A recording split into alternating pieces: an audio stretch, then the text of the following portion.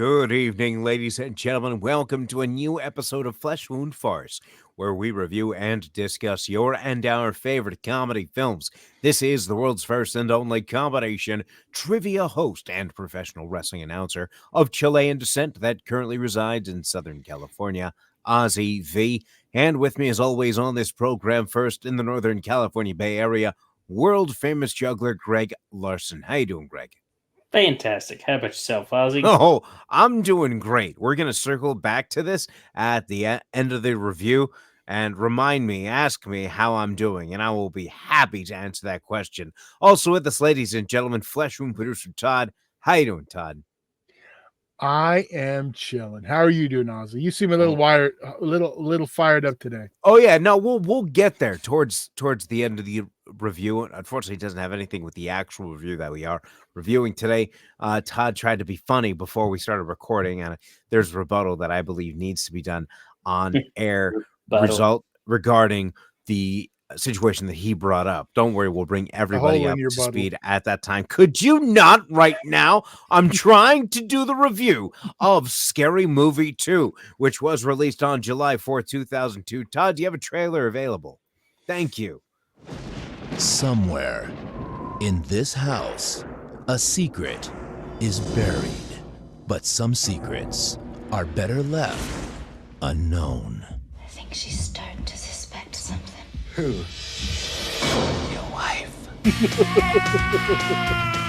The people who brought you Scary Movie invite you to enter the realm of the supernatural.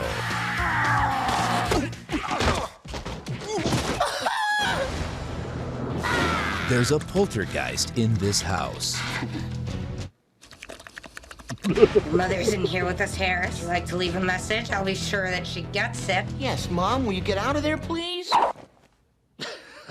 See you later, Mrs. Harris. Every day, there's something going on in this house, Professor. It grows stronger. Hey, kitty!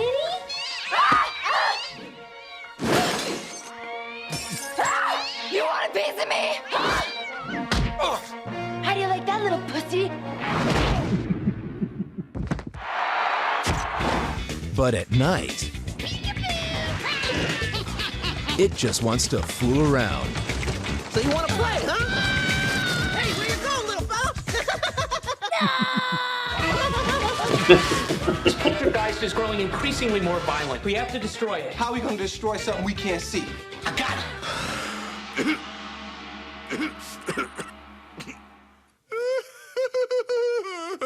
Scary Movie 2. Now let's split up. Wait a minute, hold up! How come you white people always say let's split up? She's right, we should stick together. Yes! Okay. You three, follow me.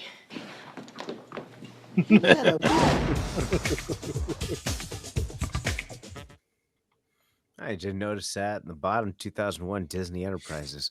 So again, released on July 4th, 2002, Scary Movie 2, rated R with a runtime of 83 minutes. Directed by Keenan Ivory Wayans, has a team of writers that include Allison Foss, Greg Grabanacci, Dave Poloski, Michael Anthony Snowden, Craig Wayans, Sean and Marlon Wayans as well for characters, starring the same people as well, specifically Sean and Marlon Wayans and Anna Faris. Sorry? I noticed you didn't list off the producers. I usually don't. I know. I'm just pointing it out on this one. This was Disney produced because this is when the mentioned films was under Disney's banner. Right. So, initial thoughts on this. I remember when I initially saw the first film when it was first released, I didn't like it, but when we reviewed it, I enjoyed it. So I was interested to see how I would receive this one. And we'll get to that later. Todd? Saw this when it came out. Already a fan of the first one. Obviously, it's spoofing the genre I love. And saw this one. I prefer this one. I think this one just still funny. I mean, the other one's a great Scream spoof, but this one's just more ghost stories. So I have a lot of fun with this one. Craig? Yeah, this one I've regularly quoted. And so it's hard to have not been excited to come back to this. I was curious how it was going to hold up because this is one of those it was a different time movies in a few parts, but I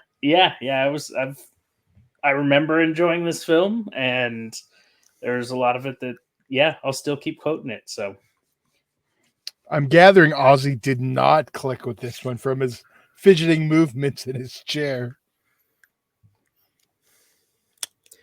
I don't know what it was. Really? I think Chris. Go ahead. Well, I actually go ahead. Go ahead. I was going to say I don't even comprehend how you would like the other one more. I mean, this one, Chris Elliott alone like murders every scene he's in. I think what happens is there is a lot of overkill with his character specifically. Strong head is gold. You're smoking rocks. I will fight to the death for the strong hand. That's why we used to always yell strong hand to one of the Classic Connection guys. He looked just like Chris Elliott. Yeah, that I think it for me, like there's people. Okay, so here's a good example. I knew somebody who like was okay with comedies, but anytime somebody would throw up, they would automatically get turned off and then just like not find it funny anymore. That was them, right? Mm-hmm. And the kind of humor that was in his, like that gross out kind of like with that hand and like the food and all that stuff was legitimately making me ill. Oh, that's a Dan thing Like, too. He doesn't like the food and hands thing. Maybe that's why I keep screwing up your names. Now I have a question for you. When Yes. you watch this, that week, how were you doing in fantasy football? Okay, you know what? That has nothing to do with anything. All right. And I think we got our answer. Okay, could you just it's just so frustrating when you have a guy like Kyler Murray and you're like, oh, you know what? And at the end of the draft, why not just pick up? Oh, could we not? Like, that has the Raiders. That song is about the Raiders, and you know what? The Raiders won today. All right, so you can kiss my ass about that. It's all just right? background football discussion music. Okay, whatever. I guess that calls for the segment. That it feels like some sort of like trigger that it when you're playing a video game or you're in a racetrack, you find a shortcut or whatever. This is like the bonus Easter egg that happens. Like Ozzy's triggered with football again because I have Jaden Daniels on my bench for the past 2 weeks. In the past 2 weeks, I'm unless Devon Achane gets 22 points tomorrow, which I mean is like it can happen, but I don't know if it's going to happen. Then I have to lose to Brad, that asshole. Give me a break. Okay, I think I'm done here. Can we go back to the review? Yeah, I was playing you off. I was making it slowly louder so you'd stop. I almost got to the chorus. Okay, moving on. Where were we? We're on this review. Why you're wrong about how you don't like this movie? That's where we're at. Because of being grossed out. Because okay, so I actually I'm not even sure if. Well, no, but I'm not even sure if I can take off like points for because it was very similar in the sense that it's still a great movie that would be on to have in the background, just as the first movie was. I could watch Chris Elliott and David Cross snap at each other for 4 hours and not get bored a second.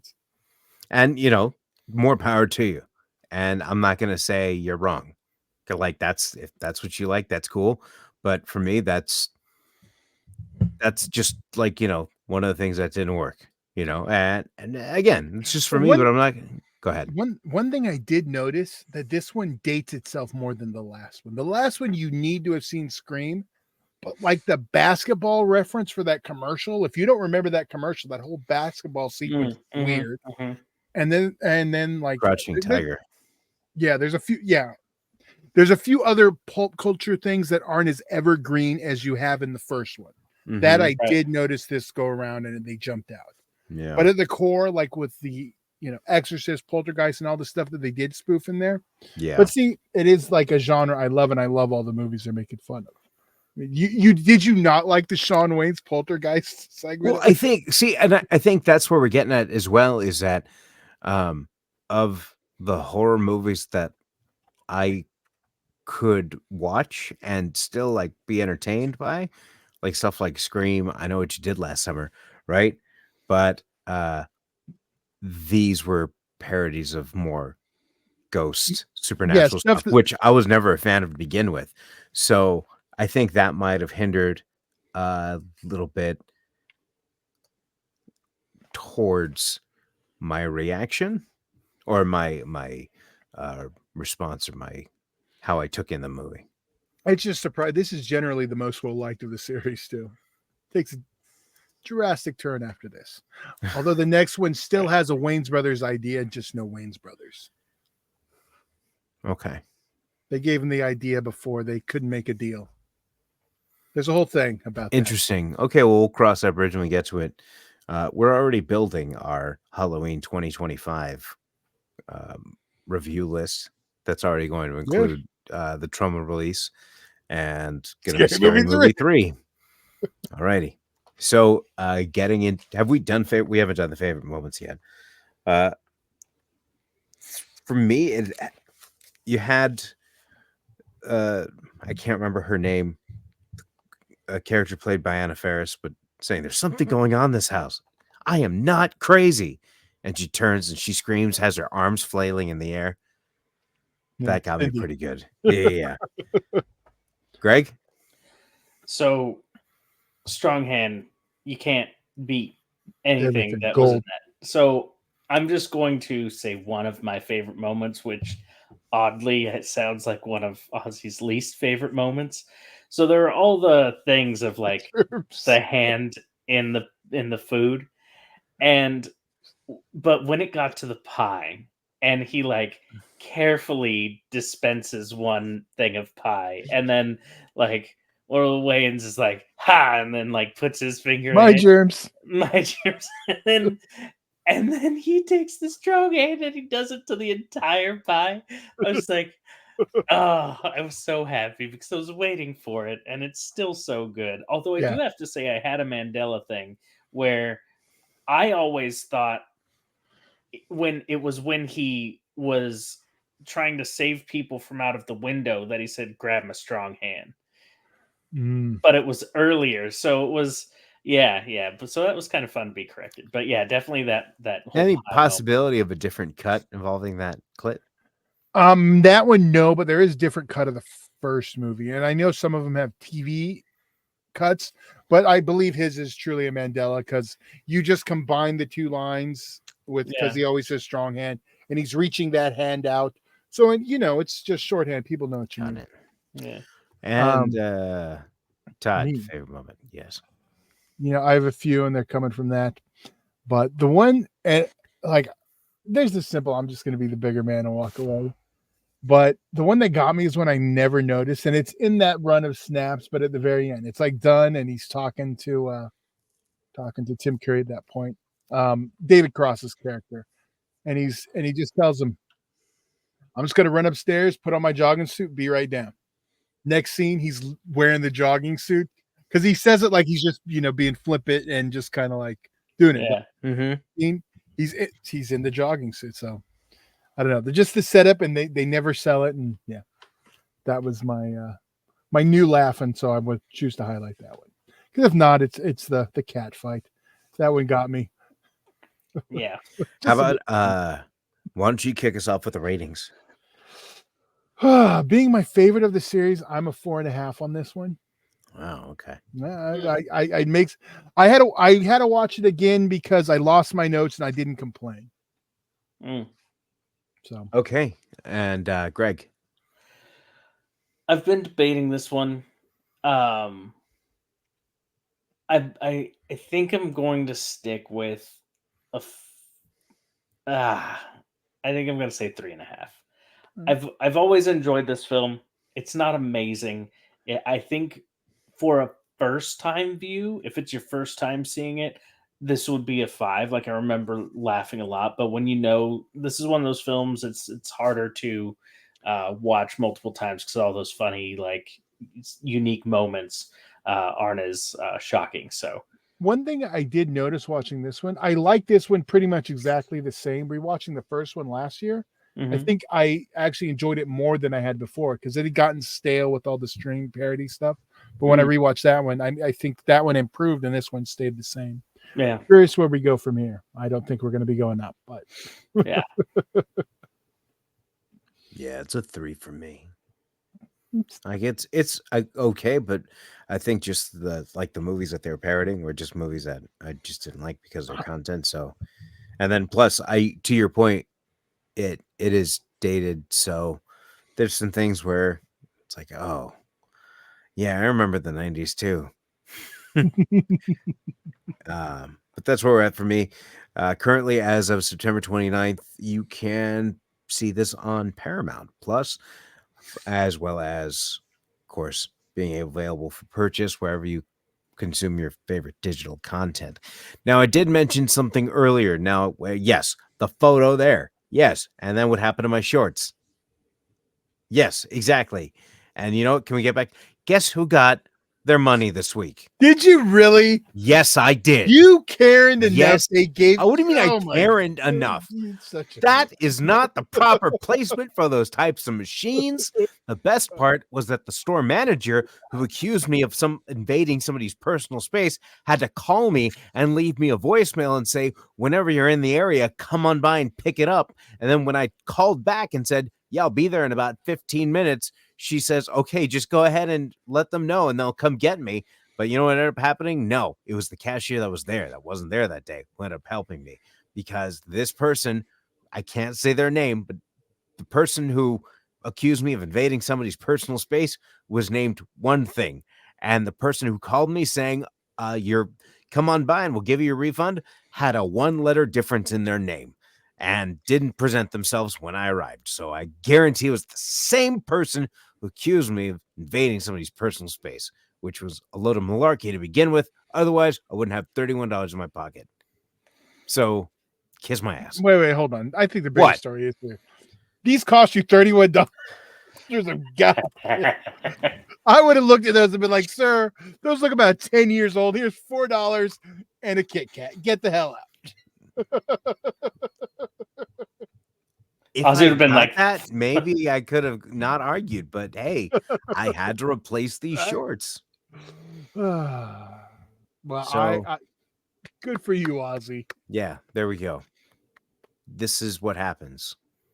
This is what happens. Hard work, ladies and gentlemen. Well, next week we'll follow up on it for the yeah. No. Absolutely continues our horror comedies of Oh. October. So feel free to check in where we will be reviewing. Todd, what is that film? Transylvania 65000. I'm super excited for you guys to check this one out for the first time. I'm sure on both of you. Transylvania 65000, and then we're going to wrap it up following week with The Burbs. So going to be a fantastic couple of weeks coming up. So that's going to wrap it up for Flesh Wound Farce this week. And of course, going to be the next 2 movies wrapping up Flesh Wound Farce for the month. And then leading up to the Flesh Wound Fist entry, which we are very excited to announce very soon. So keep tuning in for world famous juggler Greg Larson and Flesh Wound producer Todd. I'm Ozzy V, and we'll see you next week right here on a brand new episode of Flesh Wound Farce.